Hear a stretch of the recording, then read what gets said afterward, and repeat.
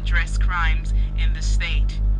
In Aba in Abia State, residents of Ukumango Axis near Ifo-Bara Basin have called on the government to come to their aid as the 3 days of heavy rainfall has destroyed their homes and businesses. According to reports made to newsmen on Wednesday, the flood had crippled commercial activities and human and vehicle movement around the area, which is near the Ariaria International Market. Residents say the situation has been on for many years but got worse with the overflowing of the Ifo-Bara Basin as a result of the rain, adding that the 5.6-kilometer drainage built by the government at Ifo-Bara Basin is not functioning. One of the residents, Moses Igwe, further said the neighborhood has now been occupied by fearsome criminals who now cause serious fear in most of the adjoining streets, appealing to the government to save them.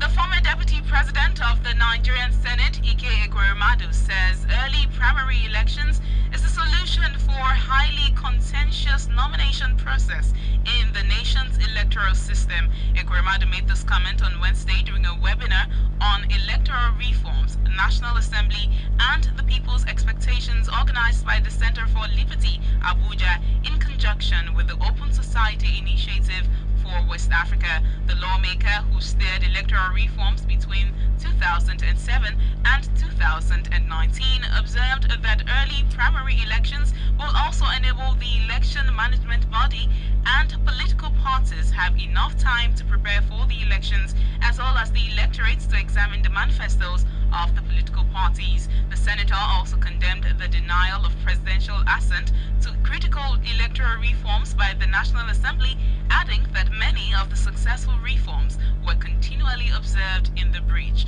According to him, any election conducted after 30 days from the day the vacancy occurred is unconstitutional and therefore null and void. As Nigeria continues to battle the spread of COVID-19, 649 new cases were on Wednesday recorded across the nation. This is according to the Nigeria Center for Disease Control (NCDC) on its official Twitter page. The states which recorded new cases include Lagos with 250 cases, Oyo 100, Plateau and Delta States 40, Abia 28, Kaduna 27, Ogun 22, Edo 20, Akwa Ibom 18, Kwara and Federal Capital Territory 17, Enugu 14, Niger and Adamawa 13, Bayelsa 7, Osun and Bauchi 6, Anambra 4, Gombe 3, Sokoto 2, Imo and Kano States 1. This now brings the total number of confirmed cases across the country to 22,020, with 7,613 cases discharged and 542 deaths recorded so far. The Federal Ministry of Education has made known guidelines for the reopening of schools across the nation. Recall that the Minister of State for Education, Chukwuemeka Nwajiuba, appeared before the Senate Committee on Basic and Secondary Education on Tuesday, but refused to give details of the proposal. According to the document released to newsmen on Wednesday, each school is required to create a temporary isolation space and fully equipped clinics before reopening.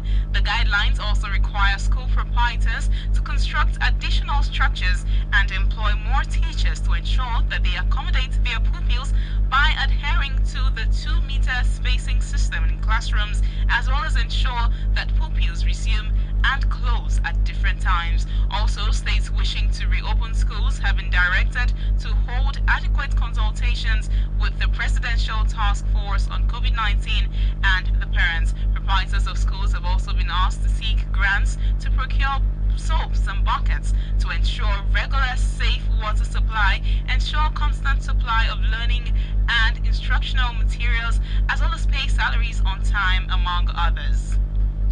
In the meantime, the sum of 2.3 trillion naira stimulus package has been approved by the Federal Executive Council, FEC, to support the Nigerian economy in addressing the challenges following the outbreak of the COVID-19 pandemic. The Minister of Finance, Budget and National Planning, Zainab Ahmed, made the announcement on Wednesday at the end of the council meeting presided over by President Muhammad Buhari, as well as stop the economy from slipping into recession, support support small businesses and prioritize local content that is made in Nigeria products. The minister added that the Osibanjo-led committee also plans to undertake growth-enhancing jobs, create infrastructure investments in roads, bridges, solar power, communications technology, among others.